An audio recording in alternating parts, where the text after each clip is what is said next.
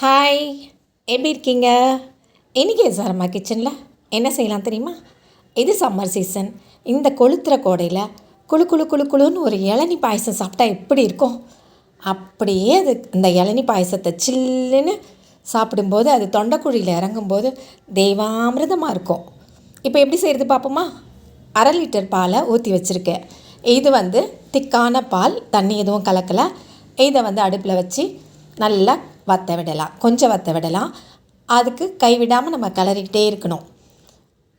இந்த பாலை கொஞ்சம் கூட விடக்கூடாது. கொஞ்சம் விடாமல் கிண்டிக்கிட்டே இருந்து அது பாதியாக குறையிற அளவுக்கு, அதாவது பாதியாக சுண்டுற அளவுக்கு நம்ம கிண்டிக்கிட்டே இருக்கணும். இப்போ இளநி பாயசங்கிறது கல்யாண வீடுகள்லேயும் சரி, ஹோட்டல்லையும் சரி ரொம்பவே ஃபேமஸாக இருக்குது. அதை குடித்து பார்க்கும்போது அதனோட டேஸ்ட் அப்படியே நம்மளை மனசை இழுக்கும். அடடா, இது நம்மளுக்கு செய்ய தெரியுமா அப்படின்னு யோசிக்க தோணும். ஆனால் இது ரொம்பவே சிம்பிள் தான். இது எப்படி செய்கிறதுன்னு நம்ம கற்றுக்கிட்டா நம்ம எல்லாருக்கும் செஞ்சு கொடுக்கும்போது, வீட்டில் செய்யும்போது அது நிறைய நம்மளுக்கு கிடைக்கும், குவான்டிட்டி நிறைய கிடைக்கும், சீப்பாக கிடைக்கும்.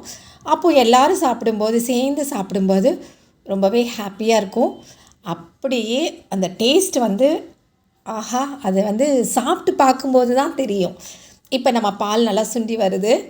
இப்போ இந்த ஸ்டேஜில் என்ன பண்ணணும் அப்படின்னா, கண்டென்ஸ்ட் மில்க் ஒரு 4 டேபிள் ஸ்பூன் சேர்த்துக்கலாம். கண்டென்ஸ்ட் மில்க் இல்லைன்னா நம்ம சர்க்கரை கொஞ்சம் ஜாஸ்தியாக சேர்த்துக்கலாம். கண்டென்ஸ் மில்க் இருந்ததுன்னா அது இன்னும் கூட கொஞ்சம் ரிச்சாக ஆக்கும், ரொம்ப டேஸ்ட் நல்லாயிருக்கும். அதுக்காக தான் இதை சேர்க்குறது. இதை சேர்த்து அதையும் நல்லா கிளறி விடலாம். நல்லா கைவிடாமல் கிளறணும். அப்போ தான் நல்லா ஒன்று போல் கலந்து நல்லாயிருக்கும். நல்லா இதுவும் ஒரு கொதி வரட்டும். நல்லா கிண்டி விட்டுக்கிட்டே இருக்கலாம். இது கூட என்ன ஆட் பண்ணோம் அப்படின்னா, கொஞ்சமாக, ரொம்பலாம் வேண்டாம், கொஞ்சமாக ஏலக்காய் தூள் சேர்த்துக்கலாம். இது ரொம்ப ஏலக்காய் தூள் சேர்க்கக்கூடாது, கொஞ்சமாக சேர்த்தா போதும். ஏன்னா அந்த ஃப்ளேவர் எல்லாத்தோட ஃப்ளேவரும் சேர்ந்து வரணும். அதனால் இதுக்கு எவ்வளோ தேவைப்படுமோ அவ்வளோ போட்டால் போதும். நான் எவ்வளோ எடுத்திருக்கேன் அப்படின்னா, ஒரு 1/4 டீஸ்பூனுக்கு கம்மியாக தான் எடுத்திருக்கேன். அது பார்த்திங்களா, அதை போட்டுக்கலாம்.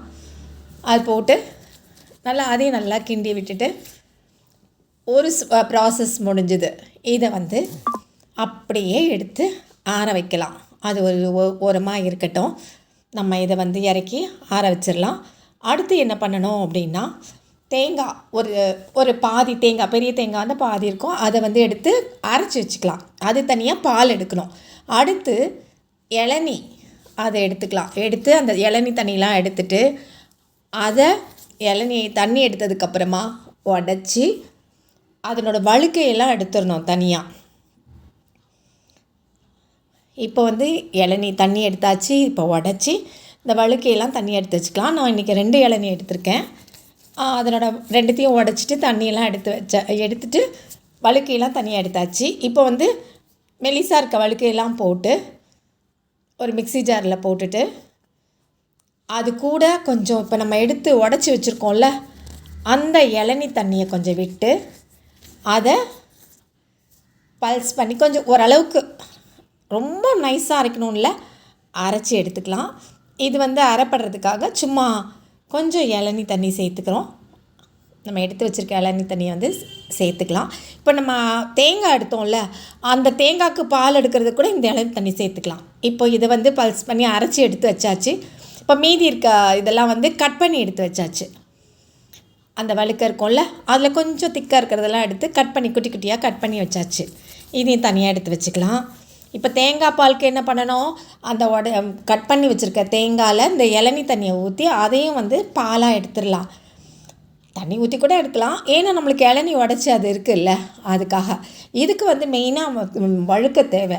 வழுக்க போட்டால் தான் அது நல்லாயிருக்கும், டேஸ்ட் நல்லாயிருக்கும். இளநி பாயசத்துக்கு வழுக்க கண்டிப்பாக தேவை.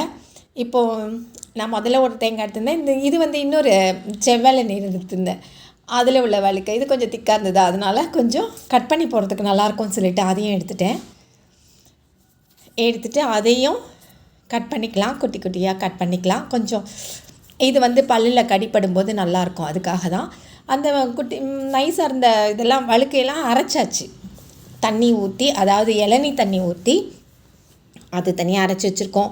இப்போ ஃபஸ்ட்டு பால் காய்ச்சி வச்சுருக்கோம். பாலில் கண்டன்ஸ் மில்க்கும் ஏலக்காய் போட்டு காய்ச்சி வச்சுருக்கோம். நெக்ஸ்ட்டு தேங்காய் பால் எடுத்துருக்கோம். உடச்சி கட் பண்ணியோ துருவியோ வச்சுருக்க தேங்காயில் இளநீ தண்ணியை ஊற்றி அதை பாலாக எடுத்து வச்சாச்சு. அந்த பால் எடுத்து வச்சாச்சு. அப்புறம் இந்த வழுக்கையை தனியாக அரைச்சி வச்சாச்சு. அப்புறம் மீதி இருக்க வழுக்கையெல்லாம் கட் பண்ணியும் வச்சாச்சு. இப்போ என்ன பண்ணணும், வெறும் அசம்பிளிங் தான், மிக்சிங் தான். ரொம்ப ஈஸியில் இப்போ எப்படி பண்ணுறது அப்படின்றத பார்க்கலாம். இப்போ இதெல்லாம் ரெடி, எல்லாம் 3மே ரெடியாக இருக்குது பாருங்கள். இவ்வளோ போட்டால் தான் நல்லாயிருக்கும். பால் கம்மி தான் அப்படின்னாலும் நம்மளுக்கு அந்த ரிச்னஸ் கிடைக்கணும் அப்படின்னா, அப்படியே ஒரு தெய்வாமிர்தமாக இருக்கணும் அப்படின்னா இதெல்லாம் போட்டால் தான் அந்த டேஸ்ட் கொடுக்கும். அந்த ஃப்ளேவர் டேஸ்ட் எல்லாம் வரும். இப்போ எப்படி மிக்ஸ் பண்ணுறதுன்னு பார்க்கலாம். நம்ம எடுத்து வச்சுருக்க அந்த ஆற வச்சுருக்க அந்த பாலில் நம்ம சுண்டை காய்ச்சி ஆற வச்சுருக்க பாலில் தேங்காய் பாலை ஊற்றலாம். முதல்ல தேங்காய் பாலை ஊற்றி நல்லா கலந்து விடலாம். இந்த தேங்காய் பால் எப்படி தேங்காய் தண்ணியிலனாலும் அரைச்சிக்கலாம், இல்லை இந்த இளநீ தண்ணி இருக்குல்ல அதில் வச்சா கூடுதலாக டேஸ்ட். இது இளநீ அப்படிங்கிறது இனிப்பான இளநியாக இருக்கணும். அதாவது வழுக்க இருந்தால் தான் அது இனிப்பாக இருக்கும். நம்ம தண்ணி காயாக வாங்கிட்டோம்னா கொஞ்சம் உப்பாக இருக்கும். அது இதுக்கு நல்லா இருக்காது. அதனால் அந்த மாதிரி இளநீ சூஸ் பண்ணி வாங்கிக்கணும். அடுத்தது நம்ம இளநீ தண்ணியை போட்டு இந்த வழுக்கை அரைச்சி வச்சுருக்கோம்ல, மிக்ஸி ஜாரில் போட்டு அரைச்சிருக்கோம்ல, அதை அதையும் அப்படியே கலந்து விடணும். எல்லாம் நல்லா கலந்து விட்டதுக்கப்புறமா நம்ம சின்ன சின்னதாக கட் பண்ணி வச்சுருக்கோம்ல, என்னது வழுக்கை, அந்த வழுக்கையை அதையும் இதில் ஆட் பண்ணிடணும். இது சாப்பிடும்போது அப்படி கடிச்சு அதில் பல்லில் மாட்டி கடித்து சாப்பிடும்போது அவ்வளோ டேஸ்ட்டாக இருக்கும். இவ்வளோ ரொம்ப ரிச்சாக இருக்கும். இது அப்படி நம்ம இதை சில் பண்ணி சாப்பிட்ணும். பாருங்கள், இந்த இதெல்லாம் சேர்த்துடலாம். அப்படி நம்ம கடையிலெல்லாம் வாங்கி குடிக்கும்போது அப்பா இது எப்படி இவ்வளோ டேஸ்ட்டாக இருக்குது அப்படின்பா. ஒன்றும் இல்லை, ஸோ சிம்பிள். நம்ம வீட்டில் சும்மா ஒரு அசம்பிளிங் மாதிரி தான், ஒரு மிக்சிங் தான்.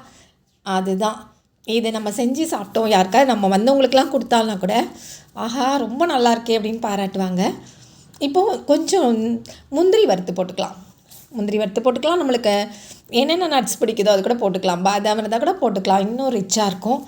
இது ரொம்ப டேஸ்ட்டாக, ரொம்ப ஃப்ளேவர்ஃபுல்லாக, அப்படியே அதான் அப்படியே உள்ளே போகும்போதே அப்படியே கூல் பண்ணி சாப்பிட்ணும், சில் பண்ணி சாப்பிட்ணும், ஃப்ரிட்ஜில் வச்சுட்டு சாப்பிட்ணும். ரொம்ப ரொம்ப ரொம்ப ரொம்ப ரொம்ப நல்லாயிருக்கும். இதை நீங்கள் ட்ரை பண்ணி பாருங்கள். இதே நிறைய ஒரு ஃபேமிலியில் ஒரு ஃபங்க்ஷன், நிறைய பேர் வீட்டுக்கு வராங்க, ஒரு கெட் டுகெதர் இருக்குது அப்படின்னா வறுத்த பச்சரிசி மாவை அதை நெய்யில் பொரித்து நல்லா வறுத்துட்டு அதை போட்டு கொஞ்சம் நல்லா வெந்துச்சுன்னா, அந்த பால்லையே வெந்துச்சுன்னா கூட கொஞ்சம் நிறையா வரும். அப்போது இன்னும் கூடுதலாக ஒரு சுவை இருக்கும். அது ஒரு டேஸ்ட்டாக இருக்கும். இது நம்ம வீட்டில் நம்ம தான் இருக்கோம் அப்படின்னா இது போதும். ரொம்ப ரொம்ப ரொம்ப ரொம்ப நல்லாயிருக்கும். நீங்களும் ட்ரை பண்ணி பார்த்துட்டு எப்படி இருக்குன்னு கமெண்ட் பண்ணுங்கள். மீண்டும் சந்திப்போம். நன்றி, வணக்கம். உங்களுக்கு ரொம்ப பிடிச்சிருந்ததுன்னா ஷேர் பண்ணுவீங்கன்னு நம்புகிறேன். மீண்டும் சந்திப்போம். டாடா, பாய்.